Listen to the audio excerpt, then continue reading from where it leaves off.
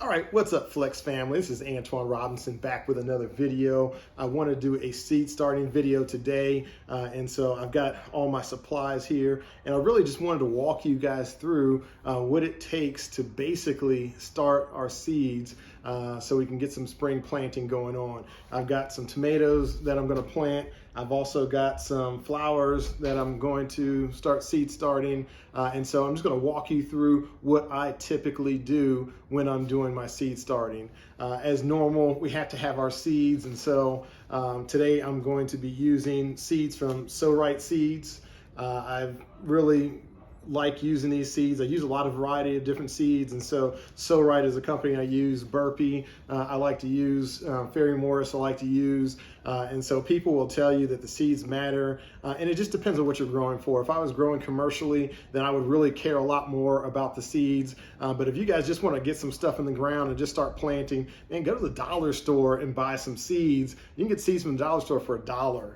I bought all these So-Right seeds from Amazon. I'm not an Amazon affiliate person, so I don't have like links for any of this stuff, but I got these off of Amazon, and it was just like 10 packets of seeds for $15, and so it was really, really expensive. I'll try to link what I purchased, and you guys can go check it out for yourself. But I just have all the seeds. I'm probably a bad guy because I just keep all my seeds, and I've just got tons of them that I grow throughout the year. I've got different stuff for spring, different stuff for summer, and I just keep it in this little container. I mean, I really have done this for years, and the seeds last in this thing. Some stuff I put in little baggies, but really they last in this container really easily for 3-4 years. And so don't overthink this, guys. We're just trying to keep this simple. We're trying to be flexible and see what works. And so don't overthink how you're planting and what you're planting. Just get some seeds, put it in a container. If you want to put it in the fridge, you can put it in the fridge. They say it lasts longer, but I've been fine just keeping it in a cool, dark place, and the seeds do well. And so after you got your seeds, you want your seed starting medium. I really like to use just some potting soil. So I went and picked up some Miracle-Gro potting mix for moisture control is what I'm using. The stuff is a little moister than I want it to be. I like to pre-moisten my soil, but this stuff is really, really wet. And so I've been letting it sit here for a little bit, and hopefully it'll be fine, but it is a lot wetter than I wanted it to be. But what I ended up doing was I've got these trays off of Amazon that I bought a couple years ago, and they're still kicking strong, but you can get trays like this, and so it allows you to put quite a few seeds in there. You do not have to do it this way. Let me show you real quick.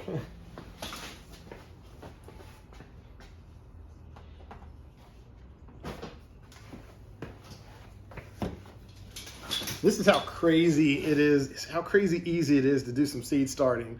Every year I always have, like when I clean out my containers, I normally I do a lot of in-ground, but I also do a lot of in-container growing.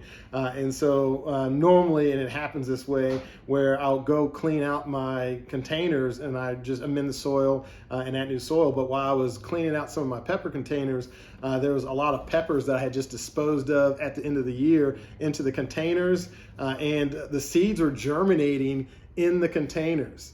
And so what I did was I just scooped out all the seeds and that were just in there germinating, and I put it in this Bonnie container that I've had for years. I just cleaned it out, put the seeds in here, and I've got like probably 20 pepper plants just growing in here. And so all I'm going to do is just take these pepper plants and prick them out and put them in individual containers. But guys, these plants want to grow. And so we don't have to get super complicated with this. If you have some soil, you got a place to put them. It can be something just like this container here. Stick the soil in here, put the seeds in there, and the plants are going to grow. I mean, these plants do this naturally on their own without us. And so they can certainly grow without our intervention. And so get you some soil. Be careful with the potting mix, because if you buy really, really cheap potting mix, it's going to be mostly wood bark, and the wood bark is hard to sift through and to get good usable soil. And so you don't have to get seed starting mix. If you have the money and you want to go out and buy seed starting mix, by all means, but it's expensive, and I can go out and buy a bag of potting mix for like 10 bucks. And it works just fine. This is what I do every year, and I've never had any germination issues, and it just works just fine for me. And so I just normally go get some Miracle-Gro. It's got stuff already in there. And one thing you guys will notice when you buy stuff, like if you go to Lowe's or Home Depot and you buy plants from Home Depot or Lowe's, you don't know what's in there. And so a lot of times the same soil that I'm using to seed start is the same soil I put in my containers. But if I go out and buy something from Lowe's or Home Depot, I don't know what's in there. I don't know what the soil is. I don't know what kind of fertilizers and whatever they put in there. And a lot of times I'll take that plant and I'll stick it in my containers, and the plants end up dying just because either the plants were neglected, or they've been in the pots too long, or the soil just wasn't compatible with what I'm using. So I really like to start my seeds off with the soil that I'm going to put in my containers, or what I'm going to amend my beds with, because the soil's already compatible. And so I'm going to up pop these and put them in bigger containers, and it's going to be the same soil that I'm putting into the ground. It's going to be the same soil, and so it just works well. And so get you guys some containers. Doesn't matter, you can use some aluminum containers and just put them in there and prick everything out, but I just like these plug trays because I can just put a whole bunch of seeds in here, and then after they've grown, I can just prick them out and put them into a bigger pot and up pot them. And I'll show you the up pot process later. I'm just going to run through a couple of these. I'm not, and then, we'll finish this off, and we'll do another video looking at what it looks like to just move these seeds from the trays into a bigger pot. But with this, all we're doing is we take this one here. And for instance, we've got this tray here. What I like to do is I'll do each row with a certain plant. And so first we're going to start off with Kellogg's Breakfast. And so I'm going to go through and I'm going to do the first row with Kellogg's Breakfast. And so I don't like to do a whole lot of seeds. And so I'll normally just do 2 seeds per cell, which really works well. Sometimes it'll only get 1, but I generally try to do 2 just to make sure that we're getting good germination. I just put the seeds in there. After I have the seeds in here, then I will top them off with a little bit more soil.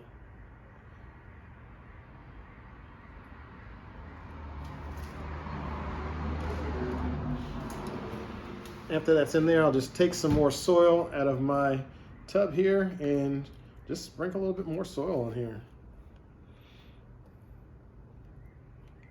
I mean, we're just doing this basic. We just want to get this stuff going. The back of these containers has a lot of information as far as seed depth and things like that. But like I said, for my illustration with the pepper plants, I had put, those pepper plants were just stuff that I had just in there. I had them covered with new soil because I had already amended. I had put mulch on there. I put leaf mulch on top of there that I used to winterize all my containers. And so underneath all of that, these pepper plants were popping up. And so these seeds want to germinate. They're going to germinate no matter what we do. Don't overthink this, guys. Put the seeds in there, 1, 2 seeds, whatever you guys want to do. If you just want to do 1, and whichever ones don't germinate, then you can come back later and add another seed. But you can put 1 or 2 seeds in there, let them germinate. And then sometimes I'll have 2 seeds germinate. I have 2, 3 seeds germinate. And I don't like to just cut off the smaller ones. I'll separate them, and then I'll put them in individual pots, and it works really, really well. And so I'm going to finish these up, and then I'll be right back, and we'll close out here in just. All right, guys, we are back. What I did was I went ahead and filled up these 2 seed trays here. And so what we did was we already had the soil in there. So I put 1 to 2 seeds per seed cell. I did Homestead tomatoes, Pink Oxheart tomatoes, Kellogg's Breakfast tomatoes, Jubilee tomatoes, and Roma tomatoes. And so we have 3, 4, 5, 6, 7, 8, 8 cells for each. And so sometimes a lot of these I'll have 2. And so if 2 seeds germinate, I could potentially have 16 tomato plants out of these seed trays for each variety of tomatoes. I also did some flowers. We started doing flowers last year. My wife really wanted to start doing flowers, and so I really enjoyed growing the flowers, especially these Velvet Queen sunflowers were my favorite last year. These did not produce seeds, but they were a very beautiful, beautiful flower to grow. And so we did the Velvet Queen sunflower, we did the Lemon Queen sunflower, we did Sun Gold sunflower, and then we did a dwarf sunspot sunflower. And then I always like doing nasturtiums, and so I did some dwarf nasturtiums as well. And so I did the same thing. We had 8 cells for each variety. The only ones that we could, with sunflowers, I only do put 1 seed per cell because the seeds are pretty big. Even the nasturtiums, the seeds are pretty big. So I only put 1 seed per cell, and so that's what it is. But as we get into the summer months, I will plant a lot more sunflowers, but I do like to get some going because I like to have some succession planting of sunflowers so we can have sunflowers throughout the year. The birds really love the sunflowers. The bees really love the sunflowers. And for me, I just like to use them as cut flowers and put them in vases and things like that. And so they are just a huge hit for us and our family. And so guys, that is the basics of seed starting. Get your seeds, get your soil, something to put them in, put them in the trays. The only last thing that I normally do is I use a humidity dome. And so you just take the humidity dome, you put it on your trays, and then you just put them, I like to put them in this stage somewhere where it's dark. And so I'll put them in a spot where they're dark. And then after they start to germinate, I'll put them under the lights. And so guys, that is it for today. If you guys got some value out of this, please like and subscribe. Don't just look at this information, guys. Go out, get you some seeds, get some dirt, get you something to put them in, and start growing some food and some vegetables and some flowers, and just have a great time doing it. And so that is it for today. We're going to look at we're going to look at what these look like after they're germinated, had a little time under the light, and then we will do another video here soon so I can show you guys what it looks like to pop these up and to put them in another container. All right, guys, that is it from Antoine Robinson with Flex Farms. If you guys have any questions, by all means, leave them in the comment box. We look forward to seeing you guys in the next video.